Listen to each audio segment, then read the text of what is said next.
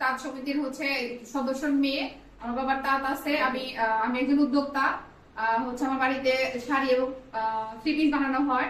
তো আমাদের এখানে যে সমস্যাগুলো হয়, যেটা আমার বাবার ব্যবসার ক্ষেত্রে যেটা সবচেয়ে বেশি হয়, হচ্ছে কাঁচামাল সংগ্রহের ক্ষেত্রে সবচেয়ে বেশি সমস্যা হয়। সঠিক সময় আমরা পাই না। আর যেটা দরকার ওই সময় মানে ওই প্রোডাক্ট আমরা পাইতেছি না, যার কারণে কিছু জিনিস আমরা উৎপাদন করতে পারতেছি না।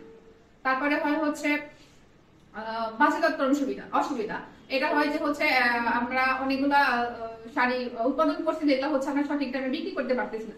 ফলে হচ্ছে ওইখানে আমাদেরকে অনেকগুলা টাকা স্টকে থাকে, মানে শাড়ি থাকে, তো সেই কারণে হচ্ছে আমরা বিক্রি করতে পারতেছি না।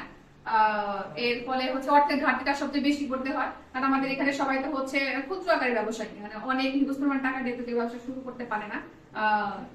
তারপরে হচ্ছে মেইন সমস্যা যেটা হচ্ছে সঠিক একটা প্রশিক্ষণ, সঠিক একটা হচ্ছে গাইডলাইন, প্রপার যে একটা বিজনেস প্ল্যানিং, এটা সুদক্ষ একটা পরিকল্পনা, নিখুঁত একটা পরিকল্পনা, যেটার সমস্যা থাকে। এইগুলাই সবচেয়ে বেশি সমস্যা আর কি আমাদের। তো যদি আমরা এই সমিতির মাধ্যমে বা ফেব্রিক ক্লাবের কমিটি থেকে যদি প্রশিক্ষণ যেটা পাইতেছি, আমরা অনেক কিছু জানছি, যেটা ফার্স্ট টাইম আমার বাবা এটা আগে জানা নাই।